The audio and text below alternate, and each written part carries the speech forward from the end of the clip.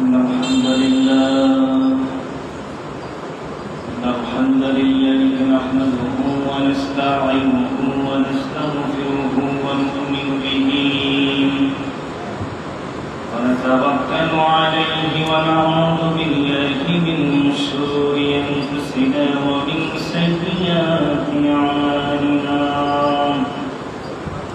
من يهده الله فلا مضل له ومن يضلله فلا هادي له ونشهد أن سيدنا وحبيبنا ومولانا محمدا عبد الله ورسوله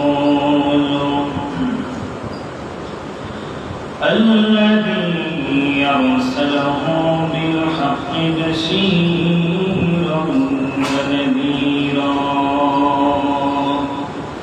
وداعيا إلى الله بإذنه وسراجا منيرا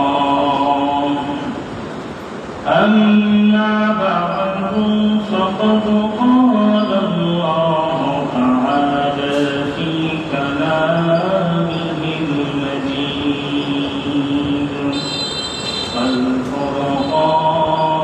والفرقانه الحميد জবান খুলে সবাই বলুন আউযু বিল্লাহি মিনাশ শাইতানির রাজীম বিসমিল্লাহির রাহমানির রাহিম ومن يقتل مؤمنا متعمدا فجزاؤه جهنم خالدا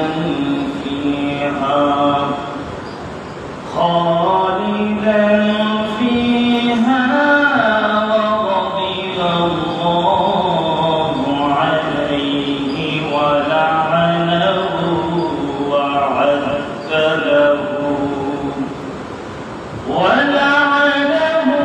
وأعد له عذابا عظيما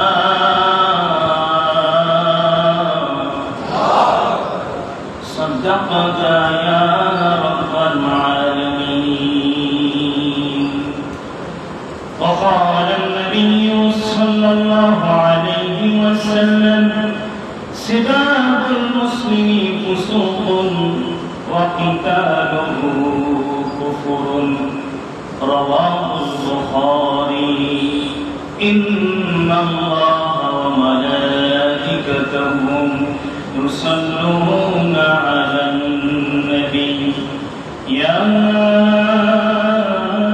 أيها الذين آمنوا صلوا عليه وسلموا تسليما اللهم صل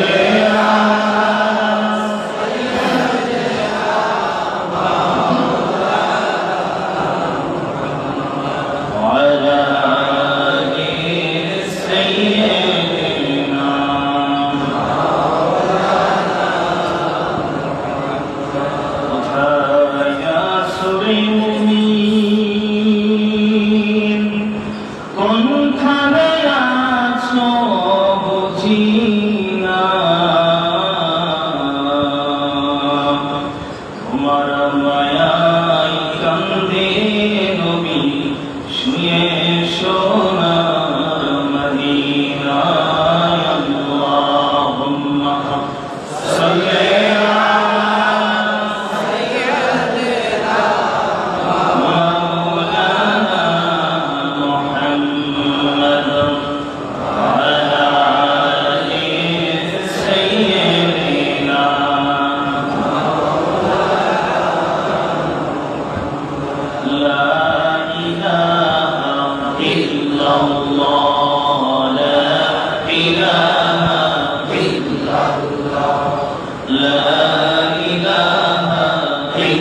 ইল্লাল্লাহ লা ইলাহা ইল্লাল্লাহ আকাশের মালিক যেই আল্লাহ জমিনের মালিক সেই আল্লাহ আকাশের মালিক যেই আল্লাহ জমিনের মালিক সেই আল্লাহ পাহাড়ের মালিক যে আল্লাহ সাগরের মালিক সেই আল্লাহ লা ইলাহা ইল্লাল্লাহ লা ইলাহা ইল্লাল্লাহ লা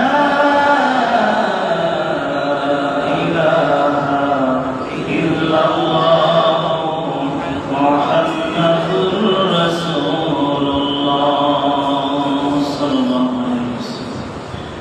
মন আমার কাঁদে আমার কাঁদে যেতে সোনার মদিনা মন আমার কাঁদে আমার কাঁদে যেতে সোনার মদিনা যে মদিনায় ধন্য হলো যে মদিনা ধন্য হলো পেয়ে তো ঠিকানাই মন আমার কাঁদে যেতে সোনার মদিনায় ইউসুফ পেতে জুলেখা খাবি সাহারা কেঁদেছে ইব্রাহিম তরে ইউসুফ পেতে জুলেখা খাবি সাহারা কেঁদেছে ইব্রাহিম তরে সবাই সবর মহান আল্লাহ দিয়েছে তোমাকে ঢেলে জামি করতে চাই মনে বাজে তাই মদিনা যে মদিনা ধন্য হলো যে মদিনা ধন্য হলো বেতব ঠিকানাই মন আমার কাঁদে যেতে সোনার মদিনায় আলহামদুলিল্লাহ সমস্ত প্রশংসা যাবতীয় শুকরিয়া সে মহান মাবুদ আমাদের খালিক আমাদের মালিক মহান রব্বুল আলামিনের জন্য যিনি আমাদের এই অল্প স্বরে ক্ষুদ্র পরিসরে জিন্দেগিতে আরো একটি জমা পাওয়ার সুযোগ করে দিয়েছেন আমরা দুনিয়ার সমস্ত কাজ কর্ম ফেলে রেখে শ্রেষ্ঠতম জায়গা মসজিদে জুমার নামাজ আদায়ের জন্য আসতে পেরেছি জুমার খুতবায় শরীক হতে পেরেছি এজন্য বান্দার মতো নবীর উম্মতের মতো জবান ছেড়ে মহব্বতের সাথে একসাথে আওয়াজ করে শুকরিয়া আদায় করে বলি আলহামদুলিল্লাহ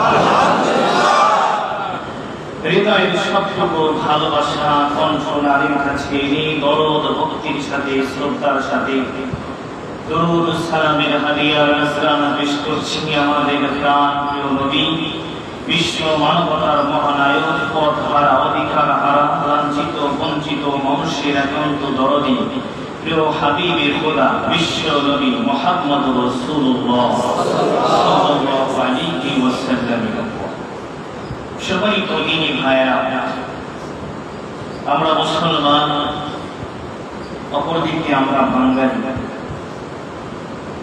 আমরা একটি ক্রাইসিস সময় পার করছি ইন্টারনেট খুললে দেখা যাচ্ছে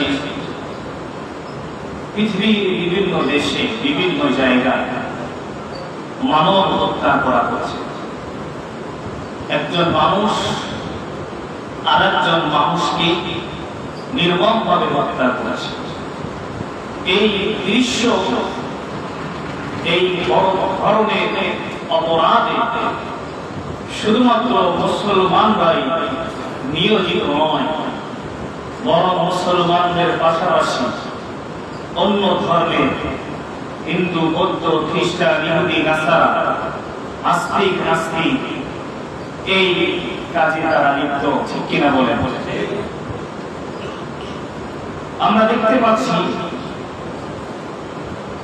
শুধুমাত্র অন্য দেশে নয়, আমাদের দেশেও এমন ঘটনা প্রতিদিন ঘটে যাচ্ছে। একজন মানুষ হয়ে আরেকজন মানুষকে হত্যা করছে, একজন মুসলমান হয়ে আরেকজন মুসলমানের বুকে গুলি চালাচ্ছে, একজন মানুষ হয়ে আরেকজন মানুষের বুকে তাজা রক্ত ঝরঝর করে দিচ্ছে, তাজা রক্ত বের করে তাকে হত্যা করছে। আওয়াজ করে বলে ঠিক কিনা? আমরা দেখতে পাচ্ছি যারা মানুষ হত্যা করছে, একজন আরেকজনের বুকে গুলি চালাচ্ছে, গবেষণা করে দেখা গিয়েছে এদের একজনের ভিতরে আল্লাহর কোরআনের শিক্ষা নাই, এদের ভিতরে ধর্মীয় কোনো শিক্ষা নাই, এদের ভিতরে হাদিসের কোনো শিক্ষা নাই, এদের ভিতরে ইসলামের কোনো শিক্ষা নাই।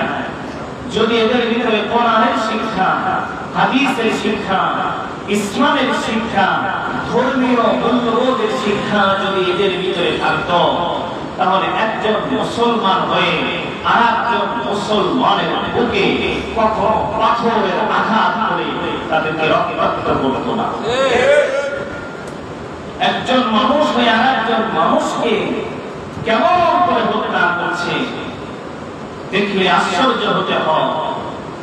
প্রমাণ হয়ে গিয়েছে যাদের ভিতরে কোরআন নাই, যাদের ভিতরে নবীজির হাদিস নাই, এরা উগ্র টাইপের হয়। কেমন হয়? উগ্র টাইপের, বদ মেজাজি, খামখেয়ালি, কথায় কথায় রাগ করতে করতে এক পর্যায়ে মানুষকে হত্যা করে ফেলে। ঠিক কিনা বলে? বড় আফসোসের বিষয় যে একজন মানুষ আরেকজন মানুষকে হত্যা করছে বড় ধরনের কোন কারণে নয়, বরং ছোটখাটো বিষয়ের জন্য। একজন যে বলতেছে আমাকে চাঁদা দাও, বলতেছে তোমাকে আমি চাঁদা দেবো কেন? বলে দাও, আমি অমুক বলেন লোক কেন আমাকে, কারণ আমি দেবো না, দিব না তাহলে কি বলি? ঠিক কিনা বল? গত কয়েকদিন আগে আমাদের বাংলাদেশে একটা ঘটনা ঘটেছে, একটা ভিডিও ভাইরাল হয়ে গিয়েছে। যে ভিডিও দেখে এমন কোন মানুষ নেই যে কাঁদে না। সোহাগ নামে একজন ভাইকে পাথর দিয়ে নির্মমভাবে হত্যা করা হয়েছে। আমাদের বিশ্বাস যারা এই মানুষটাকে হত্যা করেছে তাদের ভিতরে কোরআনের শিক্ষা না, তাদের ভিতরে ইসলামের শিক্ষা না। যদি তাদের ভিতরে এই কোরআনের শিক্ষা থাকত, ইসলামের শিক্ষা থাকত, তবে চাঁদা না দেওয়ার কারণে কখনো একজন মুমিন আর একজন মুমিনকে হত্যা করতে পারত না। আমার বন্ধুরা, আল্লাহ রাব্বুল আলামিন পবিত্র কোরআন কারীমের 4 নম্বর সূরা সূরাতুন নিসার 93 নম্বর আয়াতে একজন মুমিনকে হত্যা করলে কি শাস্তি পেতে হয়, তার কি শাস্তি হবে, আল্লাহ তাআলা সেই সম্পর্কে আমাদেরকে একটা দারুণ মেসেজ দিয়েছেন। রব্বুল আলামিন বলেন, ওয়া মান ইয়াকতুল মুমিনান মুতাআম্মিদান ফাজাযাউহু জাহান্নামু খালিদান ফিহা ওয়া গাদিবা আল্লাহু আলাইহি ওয়া লা'নাহু ওয়া আ'আদ্দা লাহু আযাবান আযীমা। আমার ভাই আয়াতটা থেকে লক্ষ্য করে আল্লাহ রাব্বুল আলামিন বলেন, ওয়া ইয়াকতুল মুমিনা মুতাআম্মিদান, যে ব্যক্তি মুমিন হয়ে কোন মুমিনকে নির্মমভাবে কোন কারণ ছাড়া হত্যা করবে, ফাজাযাউহু জাহান্নাম, তার অবস্থান হবে জাহান্নামে। আল্লাহু আকবার। কেমন কথা! কোরআনুল কারীমের ভিতরে এরকম আর কোন আয়াত আপনি খুঁজে পাবেন না যে একজন মানুষকে হত্যা করলে, মুমিনকে হত্যা করলে তার কি ধরনের অপরাধ হতে পারে, কি ধরনের শাস্তি হতে পারে। কোরআনুল কারীমের এই একটা মাত্র আয়াত আছে যে আয়াতের ভিতরে মুমিনকে হত্যা করলে 5 প্রকারের শাস্তির ব্যবস্থা আল্লাহ রেখে দিয়েছে। কয় প্রকারের শাস্তি? আর যদি বলবেন 5 প্রকার। এক নম্বর হলো মাইয়াকুল মুমিনা মুতাআম্মিদান ফাজাযাউহু জাহান্নাম। কোন মুমিনকে কারণ ছাড়া হত্যা করলে, মেরে ফেললে তার অবস্থান ডাইরেক্ট জাহান্নাম। কোথায়? জাহান্নাম। জাহান্নাম জায়গাটা ভালো না খারাপ? সবাই বলেন। যারা বললেন না যাওয়ার চিন্তা ভাবনা আছে নাকি? হ্যাঁ, সবাই বলেন জাহান্নাম জায়গাটা ভালো না খারাপ? আমার ভাইরা, আল্লাহ পাক রব্বুল আলামিন কিয়ামতের দিন অপরাধীদেরকে শাস্তি দেওয়ার জন্য 7টা স্টেপ তিনি বানিয়েছেন, 7টা স্তর বানিয়েছেন। কয়টা স্তর? আরো জোরে বলেন মেহেরবান। আবার আল্লাহ পাক রব্বুল আলামিন যারা আল্লাহ পাকের প্রিয় বান্দা, যারা আল্লাহ পাক রব্বুল আলামিনের হুকুম মেনে চলে, তাদের জন্য চিরজাহান জান্নাতের ভিতরে 8টা স্তর বানিয়েছে। কয়টা স্তর? তাহলে ভালো মানুষের জন্য 8টা স্তর আর খারাপ মানুষের জন্য 7টা স্তর। আল্লাহু আকবার বলবেন। সর্বোত্তম জান্নাতের নাম, সর্বশ্রেষ্ঠ জান্নাতের নাম হলো জান্নাতুল ফিরদাউস। অনুরূপভাবে সর্বশ্রেষ্ঠ শাস্তির জায়গা হলো জাহান্নাম। আল্লাহু আকবার বলবেন। ভালো মানুষের জন্য সর্বশ্রেষ্ঠ আরামদায়ক, সুবিশাল আরামদায়কের জায়গা হলো জান্নাতুল ফিরদাউস। আর খারাপ মানুষের জন্য সবচাইতে কষ্টের জায়গা হলো জাহান্নাম। ভাইরা, আল্লাহ পাক রব্বুল আলামিন অপরাধীদের জন্য 7টি স্তর বানিয়েছেন। সর্বোত্তম স্তর হলো জাহান্নাম, সাকার, লাযা, জাহিম, হুতামা, হাবিয়া, সাঈদ। এই হলো 7টা জাহান্নামের স্তর। এই 7টা স্তরের ভিতরে জাহান্নাম হলো প্রথমে, মানে সর্বশ্রেষ্ঠ শাস্তির জায়গা হলো এই জায়গাটা। এই জায়গাটা পাওয়া যাবে কখন? যখন ওয়ামাইয়াকুতুল মুমিনা ফাজাযাউহু জাহান্নাম। কোন মুমিনকে যদি কেউ হত্যা করে বিনা কারণে, সে সাথে সাথে ওই জাহান্নামে চলে যাবে। জোরে বলেন নাউযুবিল্লাহ। আমার ভাইরা, এরপর আল্লাহ পাক রব্বুল আলামিন বলেন খালিদান ফিহা। ওই জাহান্নামে সে একদিন থাকবে না, 2 দিন থাকবে না, বরং অনন্তকাল সেই জাহান্নামের ভিতরে শাস্তি ভোগ করতেই থাকবে।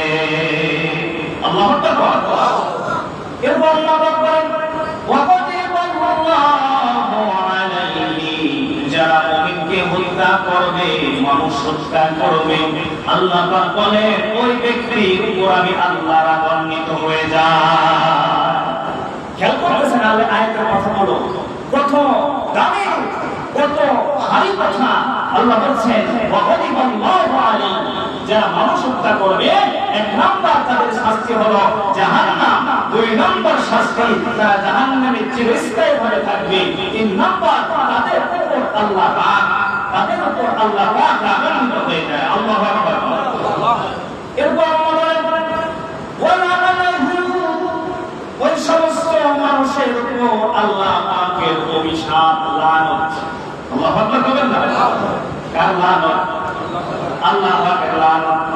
এবার আপনাদের কাছে আমি জানতে চাই, বলেন কোন মানুষের উপর যদি আল্লাহ পাক রাগান্বিত হয়ে যায় এবং আল্লাহ পাক নিজে অভিশাপ দেয়, বলেন তো ওই লোকটার বাঁচার আর কোন জায়গা আছে নাকি? আসলে বলেন আর কোন জায়গা নেই। আল্লাহ পাক এরপর বলেন ওয়া আ'আদ্দা লাহু আযাবান আযীমা।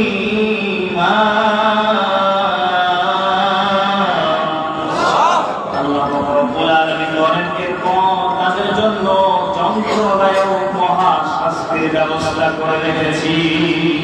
আল্লাহু আকবার বলে। বড় আশ্চর্যের বিষয়, এরকম একটা আয়াত আপনি দেখাতে পারবেন না যেখানে আল্লাহ পাক বলছেন তাদের জন্য জাহান্নাম, তাদের জন্য সেখানে চিরস্থায়ীভাবে থাকবে, তাদের উপর আল্লাহ পাকের লানত, আল্লাহ পাকের অভিশাপ, আল্লাহর আদালত এবং তাদের জন্য মহা শাস্তির ব্যবস্থা রেখেছেন। কোরআনে এরকম আর কোন আয়াত, হুবহু আয়াত পাওয়া যাবে আল্লাহু আকবার বলেন না।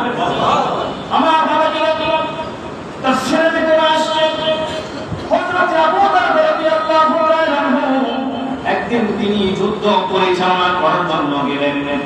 একজন কাফেরকে তিনি আক্রমণ করলেন।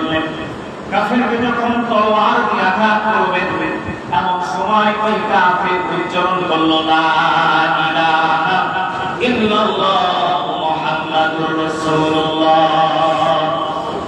হযরত আবু বকর ভাবলেন রক্ষা মনে হয় জীবন বাঁচানোর জন্য কালেমা পড়েছে। হযরত আবু দারদা দেরি করলেন না, সঙ্গে সঙ্গে তাকে হত্যা করলেন। নবীজির কাছে এসে বললেন, ও আল্লাহর নবী, এই কাফেরকে আমি এইভাবে হত্যা করেছি, আমি কাজটা কি ঠিক করেছি? নবীজি বলেন, না, তুমি কাজটা ঠিক করো না। আবু বকর বলেন, ইয়া রাসূলুল্লাহ, আমি ওই লোকটাকে হত্যা করেছি এই কারণে আমি ভেবেছি লোকটা মনে হয় জীবন বাঁচানোর জন্য কালিমা পড়েছে। নবীজি বলেন, তুমি কি তার অন্তরের খবর জানো নাকি? সে তো মুসলমান হয়েছে, সে ঈমান গ্রহণ করেছে। তখন আল্লাহ তাআলা এই আয়াত নাযিল করে জানিয়ে দিলেন, একজন মুমিন কখনো অন্য কোন মুমিনকে হত্যা করতে পারবে না। হত্যা করলে তাকে এই 5 প্রকারের শাস্তি দেওয়া হবে। চিৎকার দিয়ে বলুন আল্লাহু আকবার। আমার বাবাজিরা, নবী সাল্লাল্লাহু আলাইহি ওয়াসাল্লাম বলেন, যারা মানুষ হত্যা করবে, কোন মুমিনকে কারণ ছাড়া হত্যা করবে, কিয়ামতের দিন আল্লাহ পাক রব্বুল আলামিন ওই হত্যাকারীর বিচার সর্বপ্রথম করবেন। আল্লাহ পাক রব্বুল আলামিন কিয়ামতের দিন সর্বপ্রথম হাবিল এবং কাবিলের বিচারের মধ্য দিয়ে তিনি বিচার কার্য পরিচালনা করবেন। আল্লাহু আকবার। কেন হাবিল এবং কাবিল এই পৃথিবীতে সর্বপ্রথম সন্ত্রাস করেছিল, কাবিল করেছিল, কাবিল হত্যা করেছিল হাবিলকে। আল্লাহ পাক রব্বুল আলামিন এই জন্য কাবিলের ঘাড়ে সমস্ত হত্যার বোঝা চাপিয়ে দিয়েছেন। আল্লাহ পাক রব্বুল আলামিন বলেছেন, যতদিন পর্যন্ত এই কিয়ামতের সন্ত্রাস হবে, এই জমিনের ভিতরে সন্ত্রাস হবে, মানব হত্যা হবে, প্রত্যেকটা হত্যার একটা পাপের অংশ কাবিলের ভাগে দিয়ে পড়বে। আল্লাহু আকবার। আমার ভাই, নবী সাল্লাল্লাহু আলাইহি ওয়াসাল্লাম বলেছেন, আল্লাহ পাক রব্বুল আলামিন সমস্ত গুনাহ তিনি ক্ষমা করে দেন, তবে শিরক এবং কোন মুমিনকে হত্যা করলে বিনা কারণে এই 2 প্রকারের গুনাহ আল্লাহ তাআলা বান্দার জন্য কখনো ক্ষমা করে না।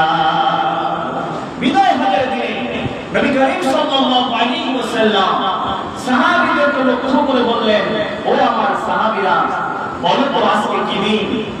সাহাবীরা বলল, ইয়া রাসূলুল্লাহ, আজকে আরাফাতের দিন, হজের দিন। নবীজি বললেন, আমার সাহাবীরা শোনো, আজকের এই দিন, আজকের এই মাস যেমন পবিত্র, আজকের দিন যেমন মানুষ হত্যা করা হারাম, মুমিন একজন মুমিন আরেকজন মুমিনকে হত্যা করা হারাম, বাকি জিন্দেগিতেও একজন মুমিন আরেকজন মুমিনকে বিনা কারণে হত্যা করা হারাম। আল্লাহু আকবার। শুধু তাই নয়, একজন মুমিন আরেকজন মুমিনকে কখনো গালি দিতে পারবে না। সিদাকুল মুসলিমি ফুসুকুন ওয়া কিতালুহু কুফরুন। আল্লাহর নবী বলেন, একজন মুমিন মুসলমান আরেকজন মুমিন মুসলমানকে গালি দেওয়া হলো ফুসুকি কাজ, ফাসিকি কাজ। ওয়া কিতালুহু কুফরুন, একজন মুমিন আরেকজন মুমিনকে হত্যা করা হলো কুফরি। আল্লাহু আকবার বলেন। আমার ভাই, আল্লাহ রাব্বুল আলামিন পবিত্র কোরআনুল কারীমে 5 নম্বর সূরা সূরাতুল মাইদা 32 এবং 33 নম্বর আয়াতে আল্লাহ তাআলা জানিয়েছেন, মান ক্বাতালা নাফসান বিগাইরি নাফসিন আও ফাসাদিন ফিল আরদি ফাকান্নামা ক্বাতালান নাস জামিআ।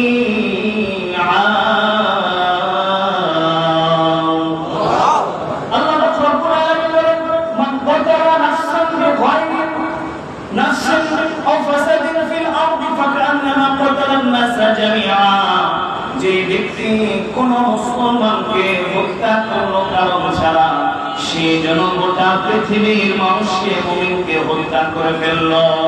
আল্লাহু আকবার।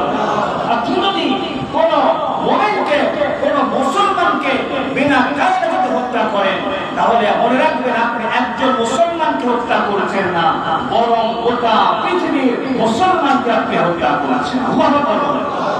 আমার ভাই, এরপর আল্লাহ রাব্বুল আলামিন বলেন, ওমান আহইয়াহা ফাকান্নামা আহইয়ান নাসা জামিআ। কেউ যদি কোন মানুষকে বাঁচার সুযোগ করে দেয়, একজন মানুষকে যদি বাঁচার সুযোগ করে দেয়, যে ব্যক্তি একজন মানুষকে বাঁচার সুযোগ করে দিবে, সে যেন গোটা মানুষকে বাঁচিয়ে ফেলল। সুবহানাল্লাহ। একজন মানুষের জীবন যদি কেউ রক্ষা করে, সে যেন গোটা পৃথিবীর মানুষের জীবন রক্ষা করল। আল্লাহু আকবার। হযরত হুযায়ফা রাদিয়াল্লাহু তাআলা, হযরত ওমর রাদিয়াল্লাহু তাআলা, হযরত হুযায়ফা রাদিয়াল্লাহু তাআলা কে রোমে পাঠালেন। কোথায়? রোমে পাঠালেন ইসলামের দাওয়াত নিয়ে। রোম সম্রাট ঘোষণা করলো, দেখো তো মদিনা থেকে কোন কাফেলা এই রোমে এসেছে কিনা। রোমের গোলামেরা, সৈন্যরা তারা তন্ন করে খুঁজে দেখলো যে মদিনা থেকে হযরত হুযায়ফা রাদিয়াল্লাহু তাআলা একটা কাফেলা এই রোমে এসেছে কালিমার দাওয়াত দিতে। আল্লাহু আকবার।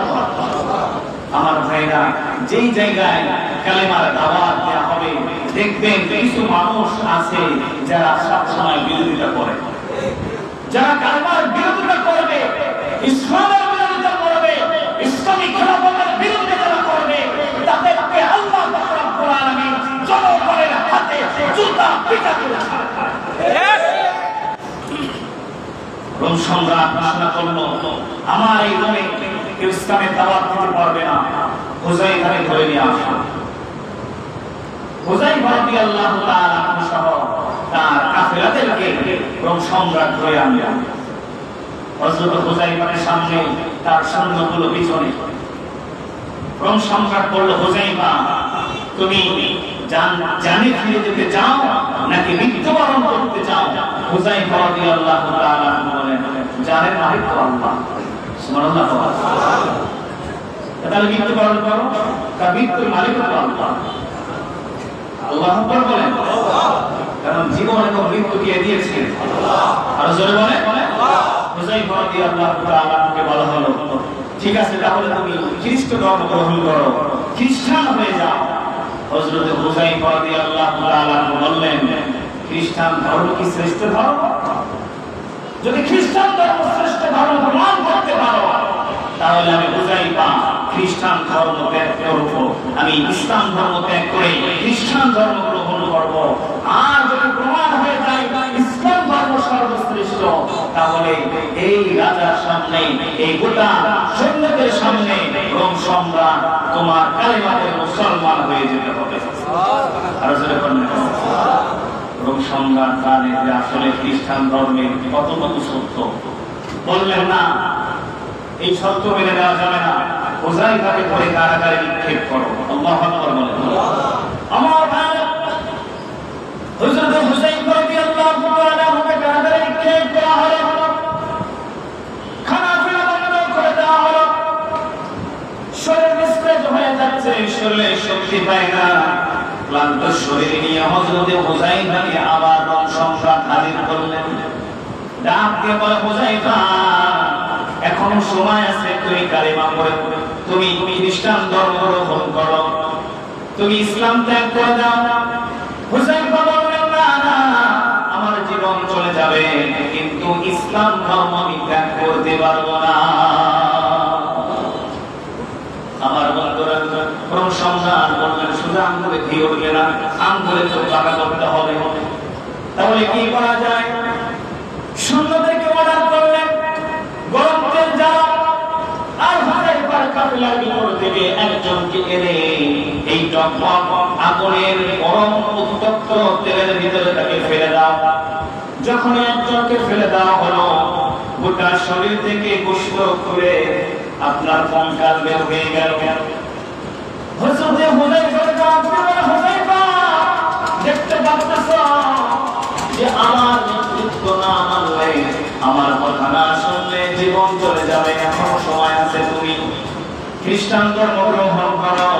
হযরত হুযায়ফা বলেন, সম্রাট আপনি লোক চিনতে, মানুষ চিনতে ভুল করেছে, জীবন চলে যাবে, আপনার সামনে কখনো মাথা নত করব না। সম্রাট ভাবলেন যে একটু দেখি জনসুখ দেওয়া যায় কিনা তাকে। হযরত হুযায়ফা রাদিয়াল্লাহু তাআলাকে একটা জঙ্গলের ভিতরে আটকানো হলো, কক্ষের ভিতরে আটকানো হলো, সেখানে কিছু উলঙ্গ নারীদেরকে ঢুকিয়ে দেওয়া হলো যে দেখি হুযায়ফা নারীদের প্রতি সে আকৃষ্ট কিনা, তাদের প্রেমে পড়ে কিনা, গুনার কাজ করে কিনা। আমার ভাইরা, এক সপ্তাহ পার হয়ে গেল, রোম সম্রাটের ওই উলঙ্গ নারীরা হযরত হুযায়ফার সম্পর্ক হয়ে ডিসপ্লে করতে শুরু করেছে। হযরত হুযায়ফা চোখগুলো বন্ধ করে আসমান আর জমিনের মালিক আল্লাহর নামের জিকির করতেছে। আমার ভাইরা, এক সপ্তাহ পরে ওই নারীগুলো রোম সম্রাটের কাছে এসে অভিযোগ দায়ের করতেছে, সম্রাট আপনি আমাদেরকে কার কাছে পাঠিয়েছেন? মৃত ব্যক্তির কাছে, নাকি পাথরের কাছে, যে আমরা তার সাথে এত কথা বলি, তার সামনে এত উলঙ্গ হয়ে ডিসপ্লে হয়ে যায়, কিন্তু একবারের জন্য হুযায়ফা আমাদের দিকে নজর দেয় না। আমার বন্ধুরা, হযরত হুযায়ফা রাদিয়াল্লাহু তাআলাকে মত দেওয়া হলো, হারাম খাদ্য দেওয়া হলো, শুকরের মাংস দেওয়া হলো। হযরত হুযায়ফা রাদিয়াল্লাহু তাআলা একবারের জন্য সেই খাবারের দিকে তিনি মুখ করলেন না। আল্লাহু আকবার। আমার বন্ধুরা, শেষ পর্যন্ত হযরত হুযায়ফা ঈমানী পরীক্ষায় উত্তীর্ণ হয়ে গেলেন। আল্লাহু আকবার। আমার বন্ধুরা, এবার সম্রাট হযরত হুযায়ফাকে ধরে নিয়ে আসবেন। হযরত হুযায়ফা রাদিয়াল্লাহু তাআলার কাছে রোম সম্রাট বললেন, ও হুযায়ফা, তোমাকে আমি ছেড়ে দিতে পারি, তবে শর্ত হলো একটা, যদি তুমি আমার কবলে চুমু দিতে পারো, আমি তুমি সহ তোমাকে আমি মুক্ত করে দিব, তোমার দলবলদেরকে আমি মুক্ত করে দিব। আল্লাহু আকবার বলেন। হযরত হুযায়ফা রাদিয়াল্লাহু তাআলা চিন্তা করলেন, আমার সাথে যে সমস্ত কাফেররা ভাইরা এসেছে, অনেকের বাড়িতে মা আছে, অনেকের ঘরে সন্তান আছে, অনেকের স্ত্রী অপেক্ষা করতেছে, একজন কাফেরের মুখে যদি চুমু দেওয়ার কারণে আমরা যদি সময় বেঁচে যাই, এটা তো ইসলামের জন্য অনেক উপকার হবে, ঠিক কিনা? আমার হযরত হুযায়ফা রাদিয়াল্লাহু তাআলা তিনি ওই রোম সম্রাটের মুখে তিনি চুমু খেলেন, কপালে চুমু খেলেন, তাকে মুক্ত করে দেওয়া হলো। হযরত হুযায়ফা বা হযরত ওমর রাদিয়াল্লাহু তাআলা আনহুর কাছে এসে তিনি এই ঘটনাগুলো বর্ণনা করলেন। হযরত ওমর রাদিয়াল্লাহু তাআলা আনহু শুনে বললেন, হুযায়ফা, আজকে সমস্ত মুসলমানের উচিত তোমার কপালে চুমু খাওয়া। কেন? ওমান আহয়াহা ফাকান্নামা আহয়াহা الناس জামিআ। কেননা তুমি শুধুমাত্র একা বাঁচো নাই, বরং গোটা মুসলমানদেরকে তুমি বাঁচিয়ে দিয়েছো। সুবহানাল্লাহ বলেন না?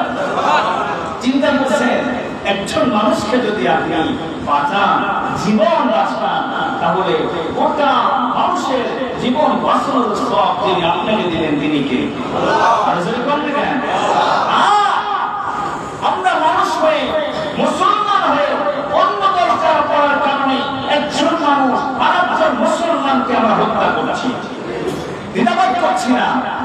দলের চেয়ে ধর্মের পরিচয় করে সবচাইতে বড় অবস্থা বলে ঠিক কিনা?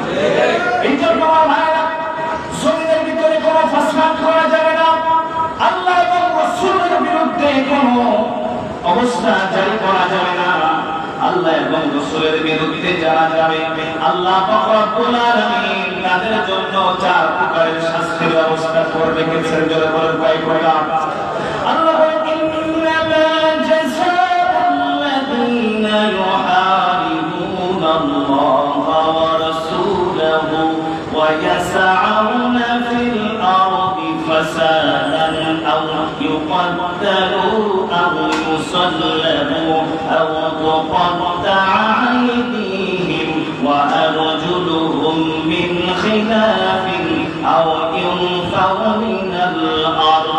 চিৎকার দিয়ে বলুন আল্লাহু আকবার।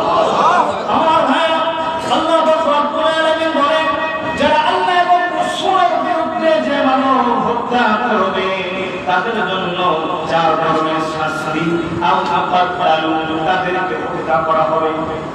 আল্লাহ বলেন না আপনি যদি কাউকে হত্যা করেন তাহলে আপনার শাস্তি 1 নম্বর শাস্তি হলো আপনাকে হত্যা করা। আপনি কাউকে হত্যা করছেন আপনার শাস্তি মৃত্যুদণ্ড। এই কথাটা এরপর আল্লাহ বলেন আল্লাহ সাল্লাল্লাহু 2 নম্বর শাস্তি হলো তাকে সুরে চড়ানো হবে, হাত পা বেঁধে হাতের ভিতরে প্যারাক মারা হবে, মাথার ভিতরে প্যারাক মারা হবে, তীর দিয়ে তাকে হত্যা করা হবে। এরপর আল্লাহ বলেন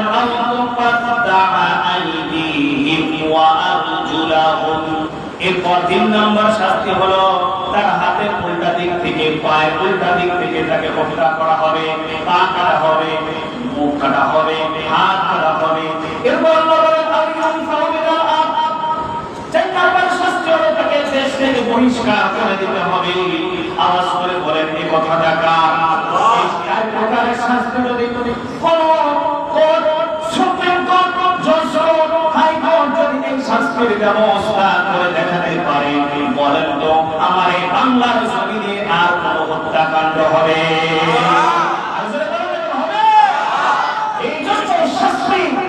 এই শাস্তি দৃশ্যমান করার জন্য আপনাদের সবাইকে ইসলামের পক্ষে থাকতে হবে। আগামী বাংলাদেশে ইসলামী খেলাফত প্রতিষ্ঠিত করার জন্য আন্দোলন করতে হবে। এই দৃশ্য আমরা দেখতে পাবো। এই দৃশ্য কোন নাস্তিক কোন স্বৈরাচারের বিরোধী প্রতিষ্ঠিত হবে না। এই দৃশ্য এই বিচার প্রতিষ্ঠিত হবে যদি ইসলামী খেলাফত প্রতিষ্ঠিত হয়। বাস্তবে ঠিক কিনা? এমন যদি হতো আমার দেশের শাসক হতো ওমরের মতো হতো আবু বকরের মতো। এমন যদি হতো আমার দেশের শাসক হতো ওমরের মতো হতো আবু বকরের মতো। আপনারা যারা এসেছেন, আপনারা যারা আমার বক্তব্য শুনছেন, আমার খুতবা শুনছেন, আপনাদের কাছে আমার আহ্বান থাকবে মুসলমান হয়ে কোন মুমিন মুসলমানকে কখনো আমরা গালি দেব না। একজন মুসলমান হয়ে আয় হাত দিয়ে আরেকজন মুসলমানের বুকে আমরা গুলি চালাবো না। একজন মুমিন হয়ে আরেকজন মুমিনকে আমরা কখনো পাথর দিয়ে হত্যা করবো না।